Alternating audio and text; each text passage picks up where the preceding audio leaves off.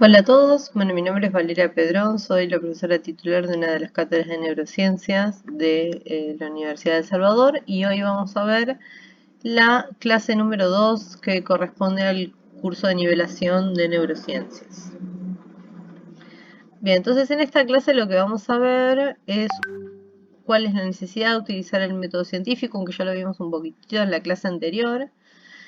Cuáles son las diferencias que podemos observar entre las indagaciones de la vida diaria y las indagaciones científicas y cuáles son algunas de las herramientas que utilizamos los investigadores para tratar de estudiar las bases neurobiológicas de los fenómenos conductuales.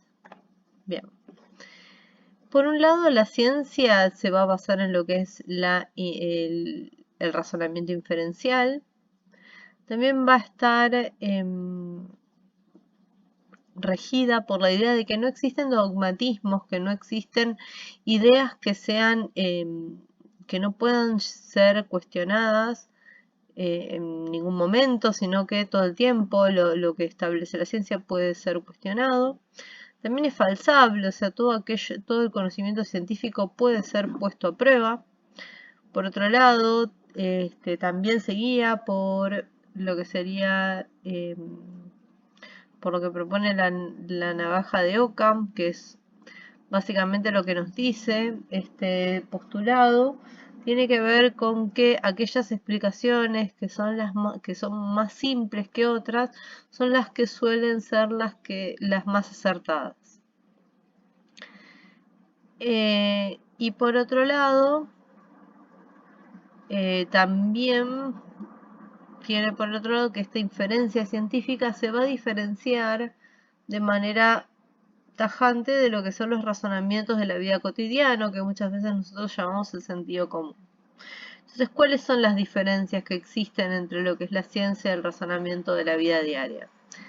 Primero, la ciencia va a utilizar mecanismos detallados. Los razonamientos de la vida diaria no va a utilizar un mecanismo para llegar a una conclusión, sino que va a utilizar el mecanismo que a la persona le parezca adecuado. En cambio, en la ciencia estos mecanismos están detallados y pautados. Después va a utilizar a la matemática para formular hipótesis y explicaciones de esos fenómenos, mientras que los razonamientos de la vida diaria no. Luego lo que son las estructuras sociales de la ciencia van a imponer cuáles son las prescripciones lógicas de las inferencias a lo que sería dando una mejor explicación o explicaciones más fuertes o más sólidas a las que uno haya en la vida cotidiana. Luego la forma de observación de los fenómenos es sistemática, se siguen una serie de pasos. También para poder llevar a cabo estas observaciones vamos a utilizar una serie de instrumentos y técnicas que nos aseguran que nuestra observación es rigurosa. Luego también utiliza la experimentación, que es aquello que nosotros, solo que habíamos visto en la clase pasada, era que las ideas o las explicaciones que nosotros podíamos llegar a dar a un fenómeno del cual nos cuestionamos, lo podíamos llevar o poner a prueba a través de la experimentación. Y luego toda la información que obtenemos a través de la experimentación nos permite realizar, o sea, después la generación de conocimientos y teorías nos permite lo que va a ser la predicción de fenómenos, ¿no? Entonces, y esta predicción de fenómenos va a estar basado generalmente en todo lo que tiene que ver la probabilidad y la estadística. Bien. Entonces, ahora lo que vamos a ver es un poquitito también cuáles son los métodos que se utilizan en las neurociencias para poder estudiar el cerebro y cuáles son sus funciones. En general, tenemos estos son algunos de los métodos que se utilizan, que algunos los fuimos viendo en la clase pasada. Tenemos por un lado lo que sería el estudio de lesiones espontáneas, luego lo que son estudios de lesiones provocadas, lo que es la evaluación experimental, la histología, y hoy en día se utilizan más métodos de tipo no invasivos en seres humanos y también hay nuevos métodos de tipo invasivo que solamente los podemos utilizar en lo que sería animales de experimentación. Bien, para volver un poquitito a las lesiones espontáneas que habíamos visto nosotros ya el caso de Phineas Gage, esto se considera una lesión espontánea porque se produce luego de un accidente. Como habíamos visto la otra vez, las secuelas de este accidente llevaron a pensar en la posibilidad de que en la corteza prefrontal o en el lóbulo frontal esté localizado todo lo que tiene que ver con el control de los impulsos, la planificación, que justamente son las funciones que pierde Phineas Gage luego de la lesión. Bien, acá lo que tienen es un esquema habíamos visto la otra vez que la barra que atraviesa el cráneo de Phineas Gage entra por debajo de la mejilla y lesiona lo que sería el lóbulo frontal. Que bueno, acá tenemos un poquito de cuáles son las funciones que hoy sabemos que tiene este lóbulo frontal, ¿no? Por un lado, controlar la actividad motora, aprendida, el lenguaje, pensamiento, el estado del ánimo. También lo que tiene que ver con el comportamiento y las emociones y también con ciertas áreas motoras del lenguaje, que igual en el caso de Phineas Gage no se vieron alteradas, ¿no? Acá también tenemos un corte desde superior de la cabeza y podemos ver también que la barra atraviesa parte del lóbulo frontal. Bien. Después tenemos lesiones provocadas, en este caso provocada por una cirugía, que es el caso de HM, que yo les había comentado la vez pasada, que era una persona que tenía crisis epilépticas muy frecuentes y se decide, ¿no?, hacer una lesión en el lóbulo temporal medial, en el que además de diferentes áreas, bueno, parte de la corteza, parte de la amígdala, también se remueve parte del hipocampo. Que hoy sabemos que el hipocampo tiene un rol fundamental en todo lo que tiene que ver con la memoria. Entonces lo que se observa luego de esta lesión provocada, o sea, de esta cirugía, lo que observamos en HM, que le comentaba la otra vez, alteraciones en la memoria. Por la extirpación de esta área tan importante para la generación para todo lo que tiene que ver con los mecanismos de la memoria. Bien, después otra técnica que se utiliza tiene que ver con lo que son las técnicas histológicas, que básicamente tienen que ver con la tinción, ¿no? Son técnicas que permiten la tinción y la marcación de ciertos células en un tejido nervioso. En este caso muchas veces puede ser tejido puede ser tejido humano, pero muchas de estas imágenes son tejido de animales. Que lo que acá podemos ver, por ejemplo, en esta tinción, si no me equivoco, es una tinción de Golgi, que lo que hace es, o sea, con un microscopio especial se tiñe específicamente una neurona, ¿no? Y generalmente muestra esta tinción de Golgi específicamente lo que es la morfología, la forma de esa neurona, ¿no? Entonces acá tenemos el soma o el cuerpo celular, el axón y las dendritas de este tipo de neurona, que es más de tipo estrellada se considera. Mientras que acá tenemos también, por un lado, neuronas y acá tenemos también tejido nervioso, pero acá en vez de neuronas está marcado el tejido con otras sustancias, generalmente se marcan con anticuerpos específicos para detectar ciertas sustancias. En este caso, lo que van a detectar esas sustancias es células gliales, ¿no? Estos son astrocitos. Mientras que acá lo que tenemos son células, son neuronas, pero neuronas que tienen forma piramidal. Eso ya después van a ver cuando se metan un poquito más en toda la parte de sistema nervioso, van a ver un poquito más los tipos de células nerviosas que encontramos.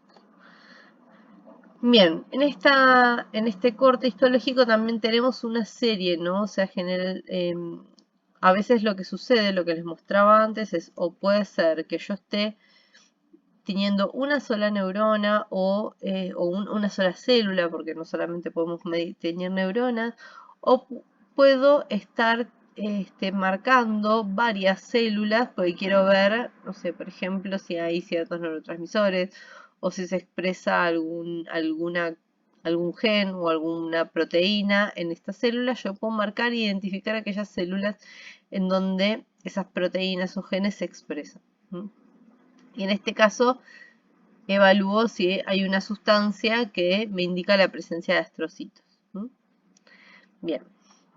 En este caso, este tipo de tinción por ahí lo que nos permite es por ahí identificar diferentes tejidos.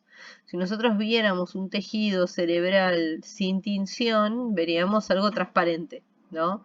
Estos cortes, por ejemplo, acá tenemos un corte de 60 micras. Los cortes histológicos van más o menos o sea, el espesor del tejido que se corta puede ir entre 10, 20, 30, 40 micras, ¿no? O sea, pero lo más frecuente es que sean cortes como muy finitos. Entonces esto es lo que pero si nosotros no lo teñimos, no los marcamos de alguna manera,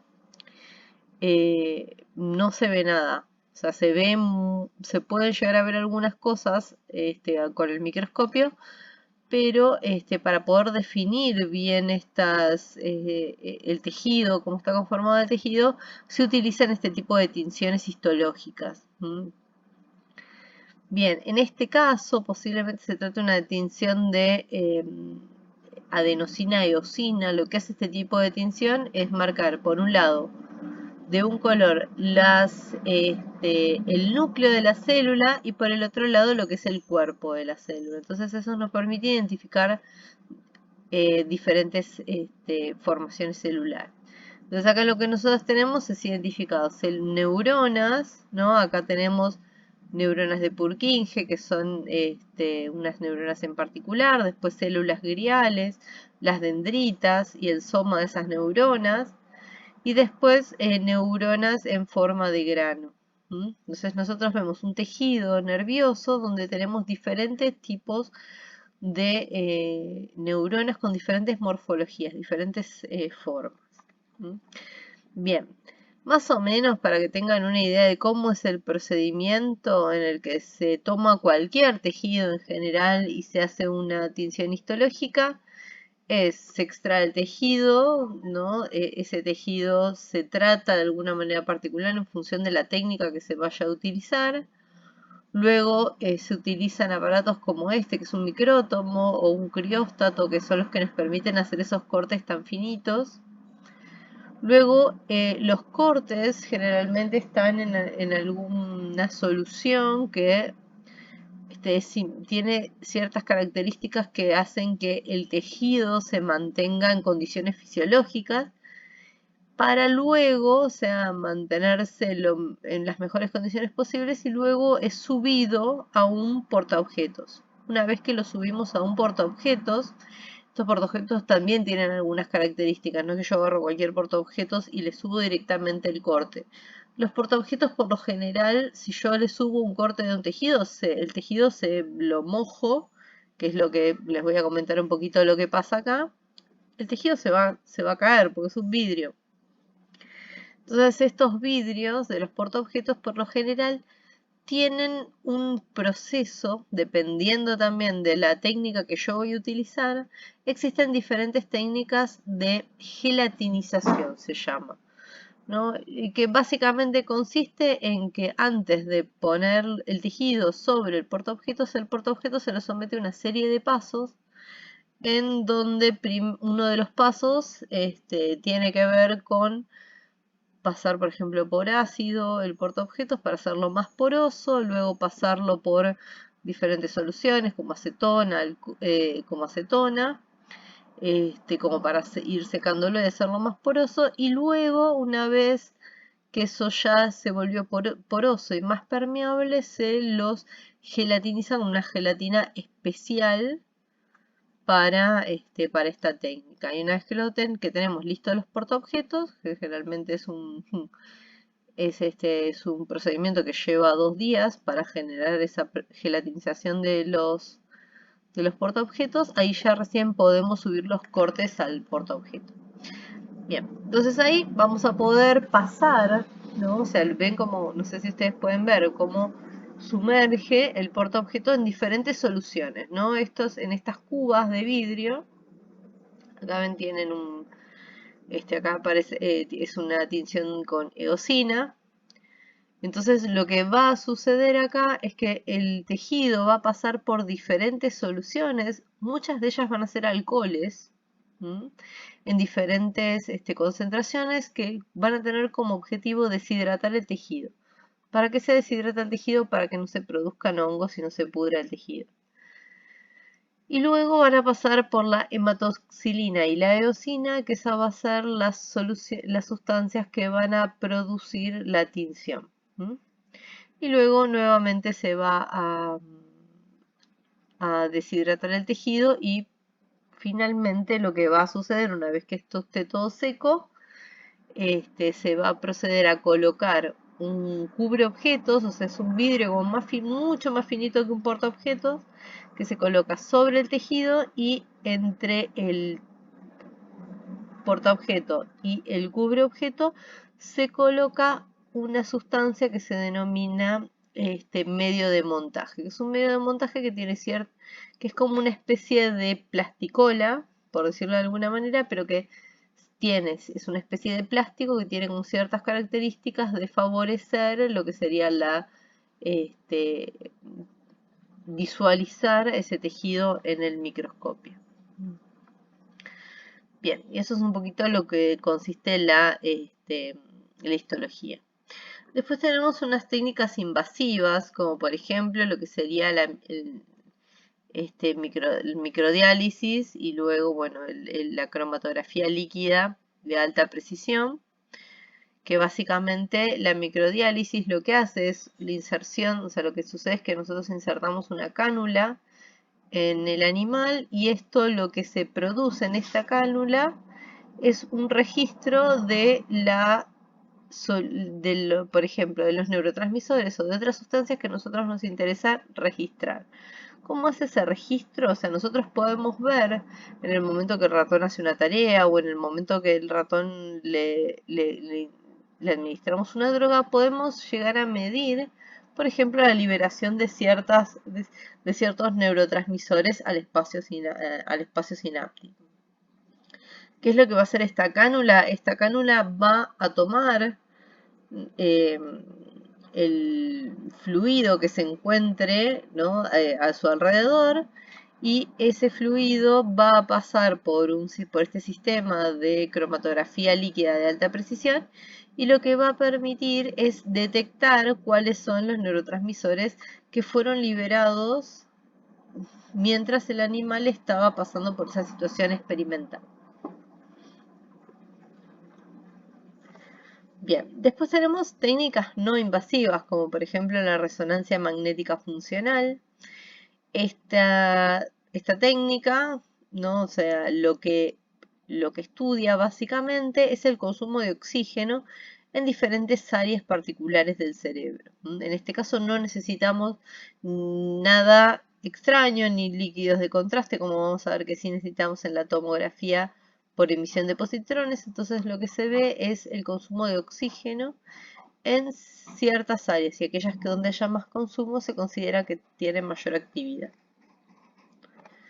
Bien, luego tenemos lo que es la tomografía por emisión de positrones. Esta tomografía por emisión de positrones sí va a necesitar primero lo que es la administración de un líquido de contraste y en función de dónde se metabolice esa solución de contraste es lo que va a poder captar esta técnica y nos va a indicar, por ejemplo, se utiliza mucho para la detección de tumores porque se sabe que las células tumorales tienen tasas metabólicas más altas, entonces se consume el líquido de contraste, se va a metabolizar con mayor velocidad en aquellos lugares donde haya un tumor.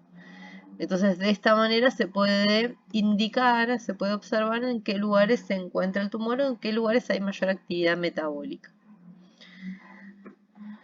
Bien, Entonces, ¿cuáles son? Otra cosa que también es importante es cómo impactan todos los descubrimientos de la neurociencia en todo lo que tiene que ver con la psicoterapia. Por ejemplo, en todo lo que tiene que ver las neurociencias aplicadas, ¿no? Existen diferentes conocimientos en cuanto al funcionamiento del cerebro o al funcionamiento este, de los neuroquímicos que afectan la conducta, que nosotros sabemos que a través de lo que es la psicoterapia podemos llegar a modificarlos. También podemos llegar a modificar la expresión de ciertas proteínas y ciertas sustancias en el cerebro a partir de lo que sería la psicoterapia.